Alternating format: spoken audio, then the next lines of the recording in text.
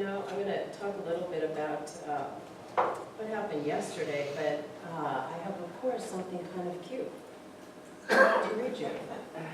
I was just open up my joke file, which is about that thick. Okay, so this one's called The Pious Man and the Atheist. A very religious man lived right next door to an atheist. While the religious one prayed day in, day out, and was constantly on his knees in communion with his Lord, the atheist never even looked twice at a church. However, the atheist's life was good.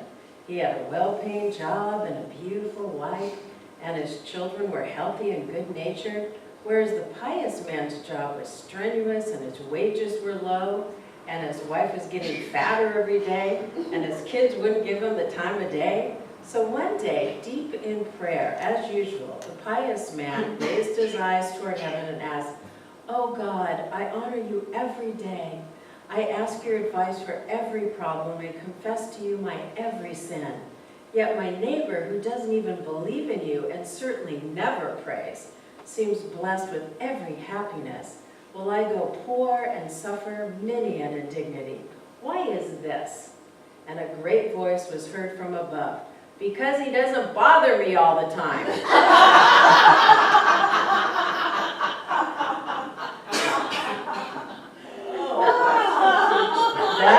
There you go, right?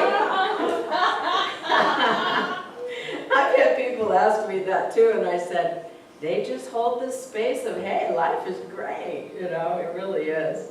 I was reading a couple of books, and one of them is Gay Hendricks, and he wrote about, he and his wife, and he wrote about 20 books, and he's a licensed therapist, but he's also an author and a speaker. We actually had him here, and he is a fantastic man.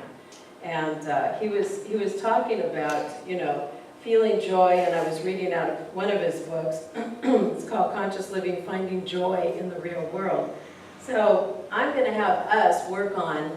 Well, I'm going to have us be with joy this week. You want to do that? Yeah. You ready to play? Okay.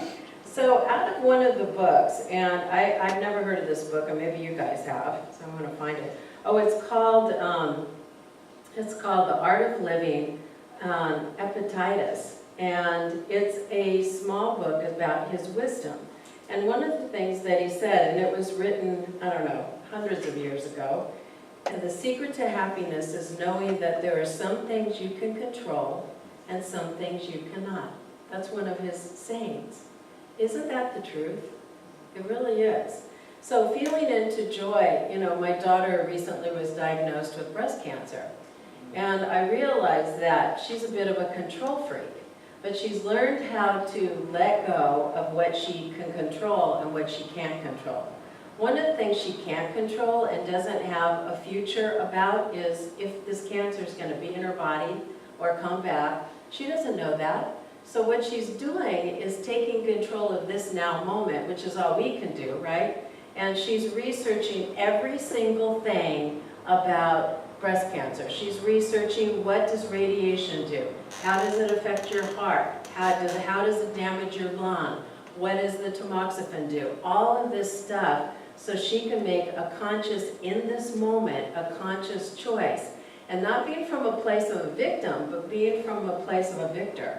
And claiming her truth and knowing that when she makes that decision, and this child may take 2 or 3 months to make that decision, which is totally fine because that's how she rolls. But as she does that, she's claiming her power, and she's also claiming her joy. Because in that moment, she knows that she's going to pick the right thing for her. And she's feeling into it. She's taken her dad on a couple of these doctor's appointments. She's gone all over heck trying to find information and get this clear for herself. And her husband says, "You should just make a decision. What are you doing?" And she goes, "It's my body, and it's my choice, and it's my future." And the one thing she's clear on is she wants to be here for her kids and see them grow up, okay? So sometimes finding our joy looks a little bit different. So I was looking into what helps us to find our joy, and we did a little bit of that a little bit earlier, right, when we were coming together. And when you have joy, we asked, what brings you joy? But joy is like an inside job, isn't it? And how do we feel, when we're joyful? Does your life look different that day? Do people respond to you differently? And that's really how it is. So when you're in joy, when you're going through your day, like Shar says, I'm going to take my walk and that brings me joy, and that connects me for the day. What helps you to set your tone for the day so you can set it up? Like I was talking about that little 5-minute journal. What would you like, and I'm going to have you all think about this for a moment, what would you like to say about today? Because we're going to practice it now. We're not going to practice it next week. You'll forget about it. You walk out of here, I want you to own it now. So what would you like? What joyful thing would you like to have occur for you today? Let's set it up. Because as we do that, Ernest Holmes talks about it, as we hold that truth, what would we like to have happen? Maybe it's a cool experience at the grocery store. Maybe it's, seeing, your totem, your animal that helps you make decisions. Maybe it's somebody's nice to you and they haven't been for 20 years. I don't know what that's going to look like. So what would that be for you? And just be present with it, okay? And then I want to share a few stories. Sometimes joy doesn't look like, haha, fun, watching kids play and they're laughing and they're joyful. So I want to share a little bit about yesterday because it was really profound for me. I wrote in my journal, I set up my day every day now. Thank God my daughter gave me that journal, okay? And what would you like to see happen today? And that's what you're going to write. Or think in your head, what do I want to see happen for today? If you have a piece of paper, great. If you need paper, we'll get you some. And, I said we're going to have this most incredible experience at the Intuitive Fair, that we're going to be super successful. And successful can look like money, it could look like people, it could look like a lot of different things. So I was facilitating the crystal bed, and it was so amazing. We had a gal here that came and tried out the crystal bed, and she actually had a spiritual surgery on the bed last week. And she came back and she said, this was so profound for me that I have to bring my sister and my brother-in-law because they just lost their son. And he died from taking a drug, and he actually killed himself because he was having a bad trip, okay? And so the husband says, and so I got both of them on the bed yesterday. This is what was amazing. This is how spirit works for us. And she was on the bed and she was talking about how hard it was for her and da-da-da. And sometimes, as Gay Hendricks talks about, when we're doing conscious living, we have to be present to all of our emotions. We have to be present to what's so. So she's wanting to get off of her medication for depression. She wants to shift her life. And here's the words that she's saying, and we've all done this. Oh, I'm such a burden. My family's sick of me. Blah, blah, blah. Anybody, have you ever said that? And you know what? Nobody's ever sick of you. Nobody's ever sick of you because you are loved. And we are one with the universe. And whoever's showing up in your life, they're there to support you. So I just had to say, you know what? Maybe they are, but maybe they're grieving just as well because they have 3 other children. And I said, maybe they're grieving just as well. And maybe that is difficult for them. One of them, a daughter, she said their daughter is like a very spiritual gal, and she's been helping her, move through this grieving process.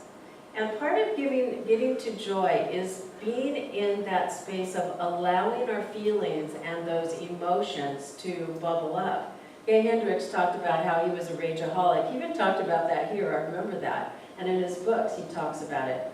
Or are we grieving something that we haven't really gotten fully present to? So I picked up this book and I'm reading it, and then last night and I started crying and I go, what am I grieving about? And then I thought, because my life with my child is never going to be the same. She's got cancer now, it's changed.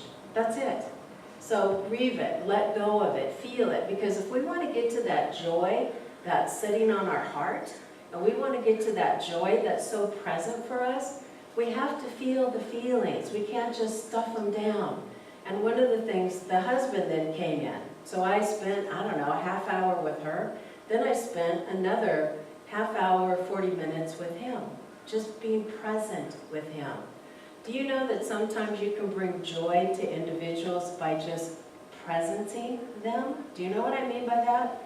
Well, what I mean is that you actually listen, you actually are there with them. And that's something we all have to acquire. We all I don't know about you, but I'm a little ADD, okay? And so I have to consciously pull myself there, get present to the individual, and let go of whatever my brain's trying to take me into. Yeah? Have you ever had that? Where you're present, and it is an incredibly powerful thing. So as I was sitting with him, he started talking about how, he gets to be distracted by his work, she doesn't, blah, blah, blah. One of the things he said was that this world's horrible, and oh my gosh, it's just an awful place to be in. And I looked at him and I said, well, that's your choice, and you can think that way. Or you can think, hey, I'm going to create my own reality. And that's pretty much what Gabe talks about, what Ernest Holmes talks about. Would you like to have a different reality in your world? How many of you like that? Yeah? Getting there. Getting there, baby, because we have to work on it. We have to practice, practice, practice.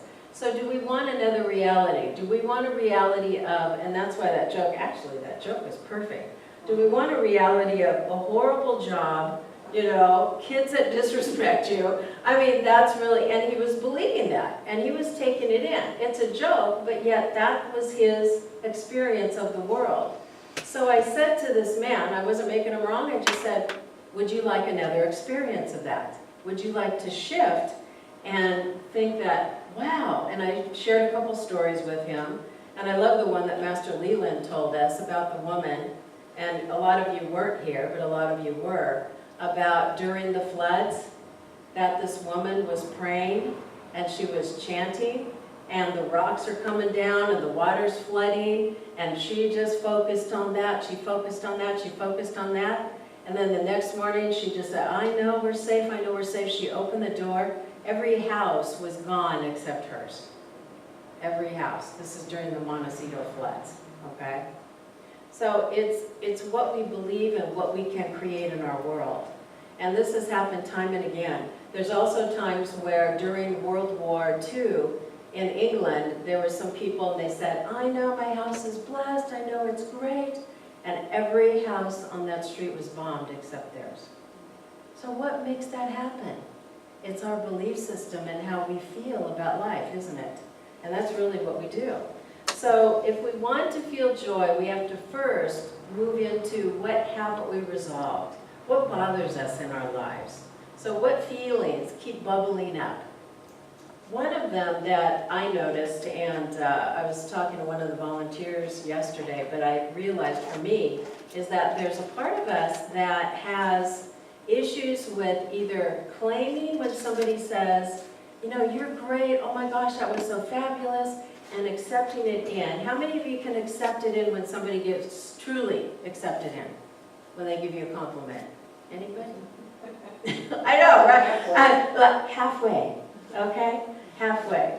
And it's like, I can take it in better now, but that's a practice, isn't it?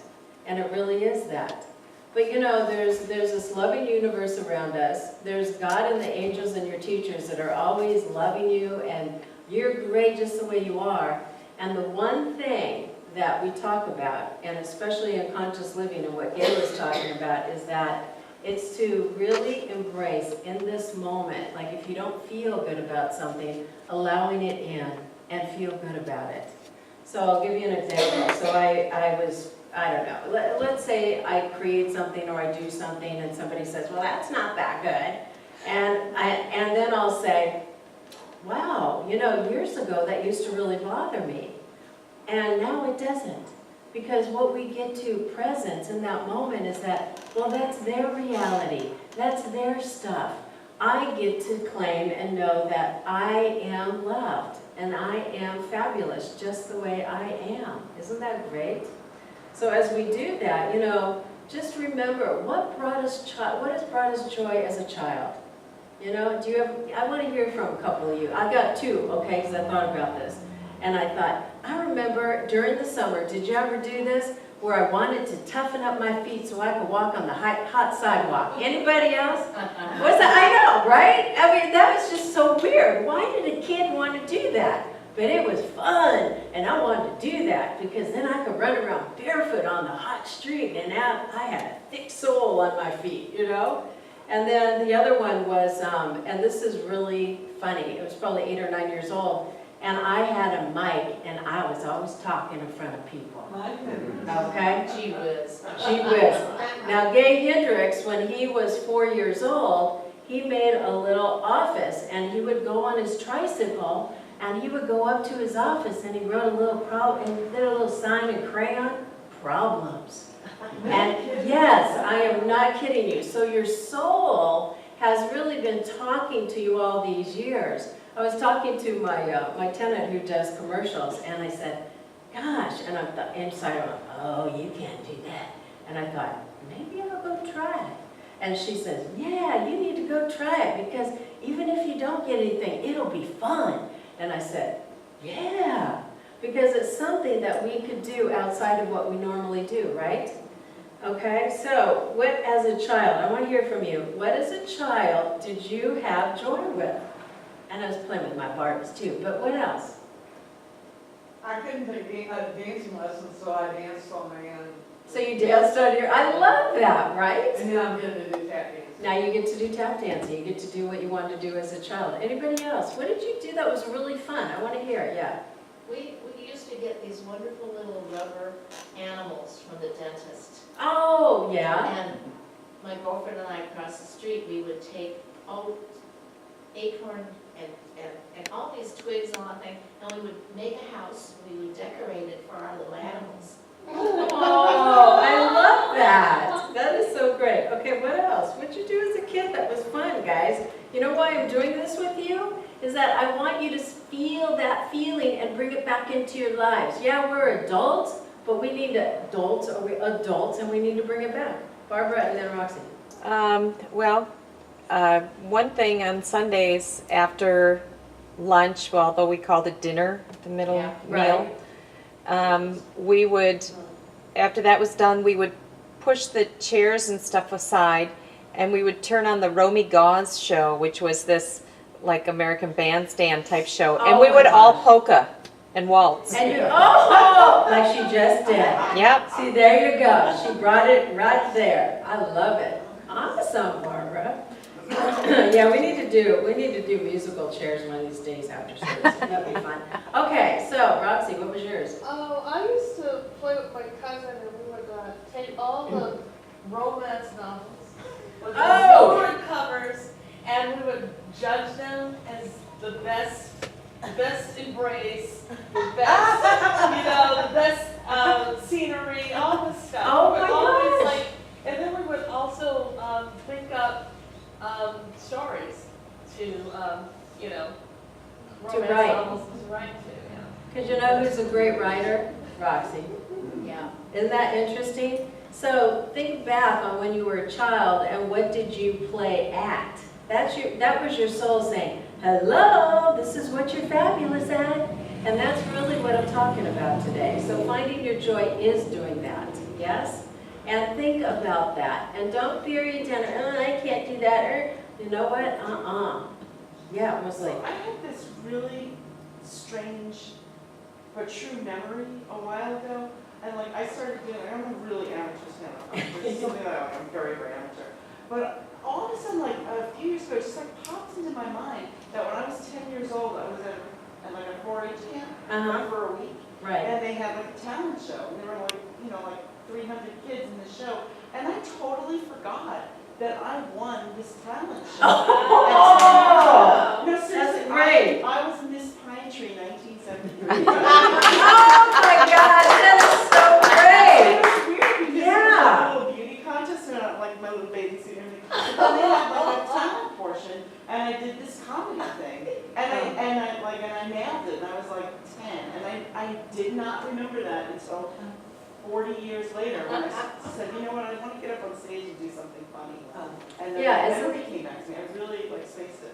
Yeah, and that's why I'm bringing it up today, because I started thinking about that and think how we, and Gabe talked about how he would have a client come into his office and he would say, I want you to look at pictures of you when you were a child, and when did your eyes in the picture lose their joy?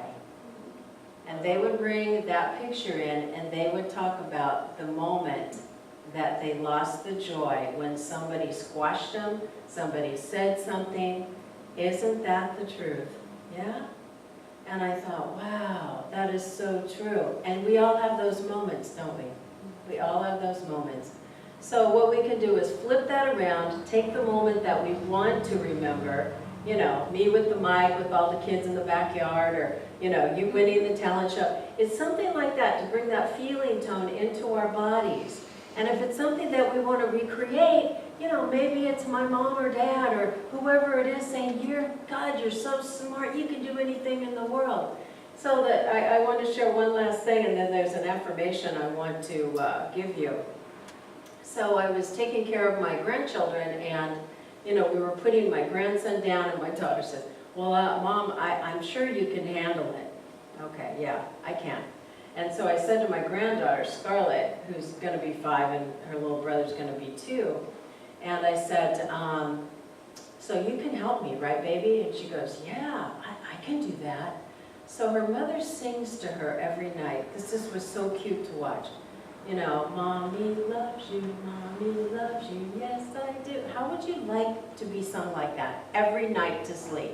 Did any of you have that? No. I did it to my son. There you go. And I was saying, yeah. I told you lately that I love you. Exactly. And so that is like, get it. right? I know. And it's so great. It's so great. So we can sing that to ourselves. Say your name, I love you, blah, blah, blah. Anyway, so the other thing that they do is her dad will say to her, tell me all the things. I'm gorgeous, smart, creative, fabulous. I don't remember all of them, but there's like 10 of them, and she repeats it back to him. Yeah. And I want you to be able to say that to you. I am handsome, gorgeous, creative, prosperous, abundant, whatever it is, use those affirmations and say them to yourself. So I'm watching this, and you've got to see this little child. I put Bo, my grandson, into the bed, and I'm singing to him, and then Scarlett starts singing to him. Scarlett loves you, and singing, this little 4.5-year-old to her brother. Then I said, why don't you tell your brother all the things that he is? And she repeated them to her brother.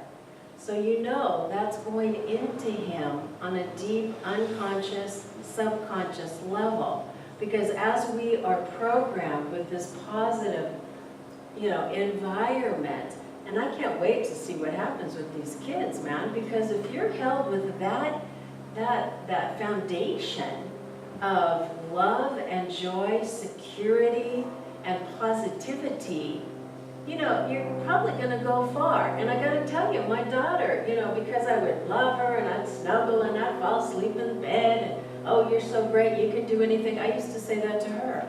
She ended up working at an advertising agency, and even through, it was really hard, because she was one of the top 5 agencies, and then she went to a boutique agency. She ended up making $100 grand a year. And that child would always say to me, I'm not happy. I go, what do you want to do? She goes, I want blah, blah, blah. She would write it down. She would get a job within the next 2 or 3 weeks with that kind of boss, that kind of income, and that kind of people around her in the work environment.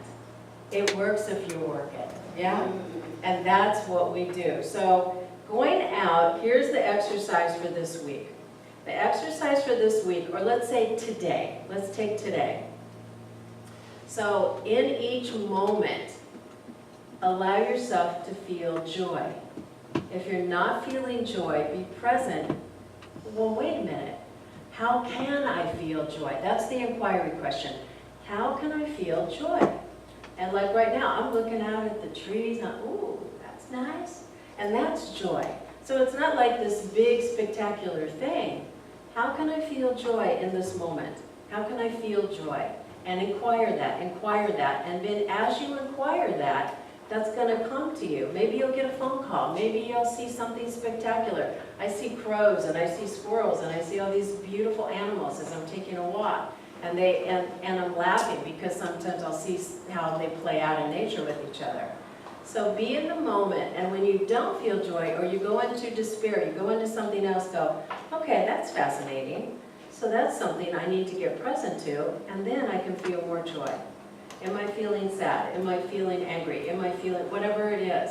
And be present to that, because as you presence it, and as you allow yourself to feel that feeling, and then let it go, feel the discomfort, let it go, and then how can I feel joy? Where can I see joy? Where can I feel it? Where can I see it? Okay, you ready for that? So here's the affirmation. I feel joy every day and in surprising ways. Do you like that? Oh, yeah. So how about today? I feel joy today in surprising ways. Do you like that? Okay, let's say it again. I feel joy today in surprising ways. Woo! And so it is. So I want to hear some, okay, last week we were doing what? What were we doing? Peace, right? We were doing a little peace, we were doing a little, let me see. Bubble that we could go to. Yeah, your bubble. So how did that work for you? I want to hear a little bit. I didn't create my bubble. I was desperately going, I need to go into my bubble. I remember my lavender, but I didn't remember the words. I'm like, oh God, I gotta do this. I gotta And then just do complete this it. exercise. Yeah. But, you know, And how did that work the for you? idea was good to just Yeah. even get And then started. implement it, just start it. That's Yeah. exactly right. Anybody else, did you do it? Did you have any help with it, or did you just feel peaceful? Yeah? Kind of? Okay, we're going to practice joy today. So I want to see some smiles, some fun, and it's all good. Yeah? Yeah. All right, so thank you, and have a joyful week. Uh-huh.